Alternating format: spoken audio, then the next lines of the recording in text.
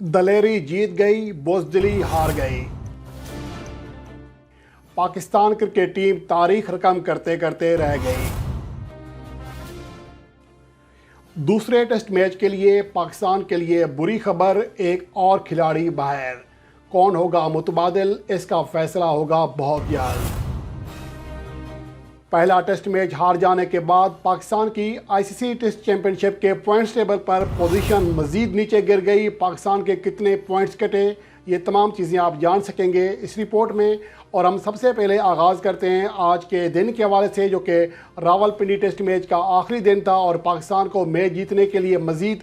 263 رن درکار تھے اور پاکستان کی مزید 8 وکٹیں باقی تھیں۔ اور اس پچ پر جہاں پر ہر روز 300 سے زیادہ رنز بن رہے تھے اور پہلے دن جو ہیں 509 رنز بنے تھے، ریکارڈ رن بنے تھے، اور اس کے بعد اگلے روز بھی 400 سے زیادہ رنز بنے، تو اوورآل دیکھا جائے تو یہ ٹارگٹ اس پچ پر زیادہ مشکل دکھائی نہیں دے رہا تھا۔ اور پاکستان ٹیم کسی حد تک اچھا کھیل کا جو پیش کرنے میں کامیاب رہی، جو پاکستان کے ٹاپ آرڈر بیٹسمین ہیں۔ اگر دیکھا جائے آج جب پاکستان نے لنچ کا خاتمہ کیا، یعنی کہ جب پہلے سیشن کا خاتمہ ہوا، تو پاکستان ٹیم بہت اچھی پوزیشن میں آ چکی تھی۔ پاکستان ٹیم نے 3 وکٹوں کے نقصان پر 169 رنز بنا لیے تھے، اور اس کے علاوہ سعود شکیل کریز پر موجود تھے، 63 رنز بنا چکے تھے۔ محمد رضوان 42 رنز بنا کر کریز پر موجود تھے، اور میچ کسی حد تک مکمل طور پر پاکستان کی گرفت میں آ چکا تھا، بلکہ کسی حد تک یہ کہہ سکتے ہیں کہ پاکستان وننگ پوزیشن پر تھا، کیونکہ آخری 2 سیشن مزید آسان ہو سکتے تھے پاکستان کے لیے۔ لیکن جب دوسرے سیشن کا آغاز ہوا تو 2 وکٹیں جو کہ قیمتی وکٹیں تھیں پاکستان کی، وہ گر گئیں۔ سعود شکیل بھی آؤٹ ہو گئے اور رضوان بھی آؤٹ ہو گئے، جس کی وجہ سے اظہر علی جو کہ ریٹائر ہو چکے تھے پہلے سے، وہ دوبارہ جب انہوں نے بیٹنگ کی، آج انہوں نے قدر اچھی بیٹنگ کی، 81 گیندیں کھیلی، 4 چوکوں سمیت 40 رنز بنائے، اور اس سے پہلے سعود شکیل 76 رنز بنا کر آؤٹ ہوئے، رضوان نے 46 رنز بنائے، اور اس کے علاوہ پھر آغا سلمان اور اظہر علی میچ کو آگے لے کے جانے میں کامیاب رہے۔ اور جب وقفہ ہوا چائے کا، وہاں تک بھی صورتحال بہتر تھی، یعنی کہ پہلے 2 سیشن تک میچ جو ہے پاکستان کے ہاتھ سے نکلا نہیں تھا، پاکستان کے حق میں دکھائی دے رہا تھا۔ اور جب آخری سیشن کا ہوا تو پاکستان کو مزید صرف 86 رنز درکار تھے، اور پاکستان کی مزید 5 وکٹیں باقی تھیں، یعنی آدھی وکٹیں پڑی ہوئی تھیں۔ اظہر علی کریز پر موجود تھے، 37 رنز بنا چکے تھے، آغا سلمان جو ہے 30 رنز پر کھیل رہے تھے۔ تو اس موقع پر جب رنز بن رہے تھے، گیند بیٹ پر آ رہی تھی، تو آخری سیشن میں 86 رنز بنانا مشکل ٹاسک نہیں تھا۔ لیکن آخری سیشن کے شروع میں ہی جب وکٹیں گرنا شروع ہوئی، آغا سلمان آؤٹ ہو گئے، اس کے بعد اظہر علی آؤٹ ہو گئے، تو اس کے بعد پاکستان کے جو کھلاڑی ہیں انہوں نے یہ حکمت عملی اختیار کی کہ میچ جیتنے کے بجائے اب ڈرا کرنے کی کوشش کی جائے۔ حالانکہ اس پچ پر جہاں پر رنز بن رہے تھے، اتنا یہ مشکل ٹاسک نہیں تھا کہ اگر اس کو کنٹینیو کرتے میچ جیتنے کی کوشش کرتے۔ لیکن میرے خیال میں پاکستان کے کپتان اور ٹیم مینجمنٹ نے جو فیصلہ کیا وہ اس لیے غلط تھا کہ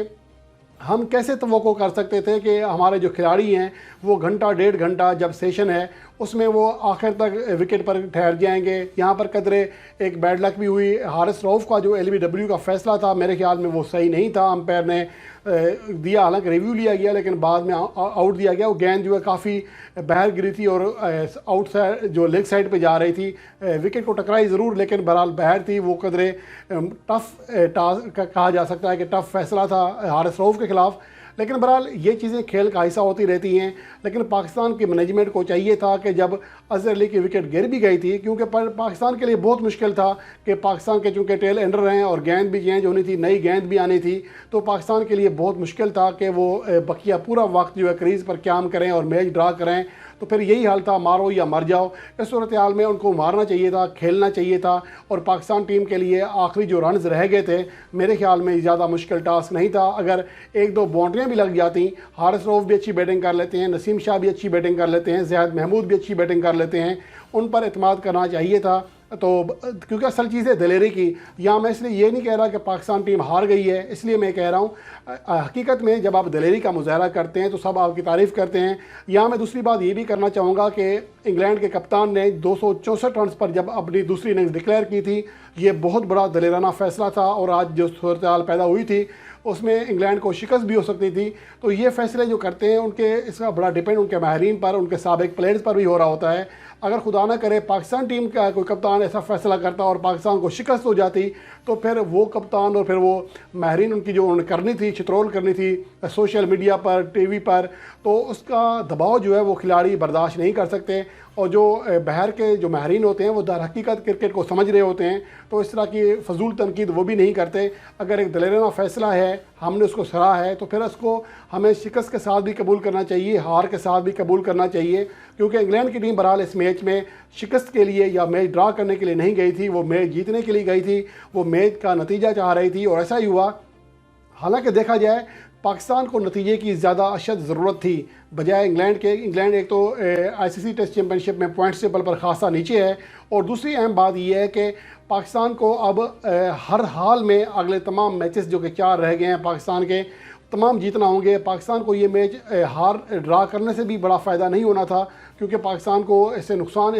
فائدہ نہیں تھا، بہرحال نقصان تو خیر تھا ہی تھا۔ تو پاکستان کے جو کھلاڑی ہیں ان کو یہی چاہیے تھا کہ اس کو آخری جو سیشن تھا اس میں لازمی طور پر تیاری کرتے کہ وہ اس کو آگے لے جاتے اور میچ جیتنے کی ٹرائی کرتے، تو انگلینڈ کے جو بولرز ہیں وہ بھی دباؤ میں آ جاتے اور پاکستان کے جو ٹیلنڈرز ہیں حاوی ہو سکتے تھے، کیونکہ ہمارے پاس یہی آپشن بیسٹ تھا۔ اور دوسرا آپشن دفاع کرنے کا میرے خیال میں ٹائم زیادہ پڑا ہوا تھا، اوور زیادہ پڑے ہوئے تھے، تو مشکل لگ رہا تھا کہ اتنے زیادہ ہمارے جو ٹیلنڈرز ہیں سروائیو کر جائیں گے۔ یہ تو ہو سکتا ہے کہ اگر وہ 1-2 بڑے شاٹ کھیلتے تو ان کے کھلاڑی پیچھے چلے جاتے، سنگل ڈبل بنانا آسان ہو جاتے، تو میچ کی صورتحال بدل سکتی تھی۔ اور لیکن بہرحال اب کپتان کا فیصلہ ہے، میرے خیال میں یہ دفاعی فیصلہ غلط فیصلہ ثابت ہوا، ایک بار پھر بزدلی کا مظاہرہ کیا گیا۔ اور اس کے علاوہ پاکستان ٹیم ایک بڑا اعزاز اپنے نام کرتے کرتے رہ گئی، جو یہ تھا کہ تاریخ کی پہلی ٹیم بنتی جو کہ 600 سے زیادہ رنز پہلی اننگز میں دینے کے باوجود میچ جیت جاتی۔ اس سے پہلے پہلی اننگز میں سب سے زیادہ رنز دینے کے باوجود جو ٹیم کامیاب رہی تھی وہ نیوزی لینڈ تھی، جس نے بنگلہ دیش کے خلاف یہ کارنامہ سر انجام دیا تھا۔ 598 یا 596 رنز تھے جو وہ بنانے میں کامیاب رہی تھی بنگلہ دیش کی ٹیم، لیکن اس کے باوجود انہیں شکست کا سامنا کرنا پڑا تھا۔ اور اس کے علاوہ یہاں یہ بات بھی قابل ذکر ہے کہ انگلینڈ کا جو پاکستان میں ڈرا کا تناسب ہے وہ بہت زیادہ ہے، 70% جو میچز ہیں وہ ڈرا کی ہیں، جو کہ ان کے کسی بھی ملک میں ڈرا ہونے والے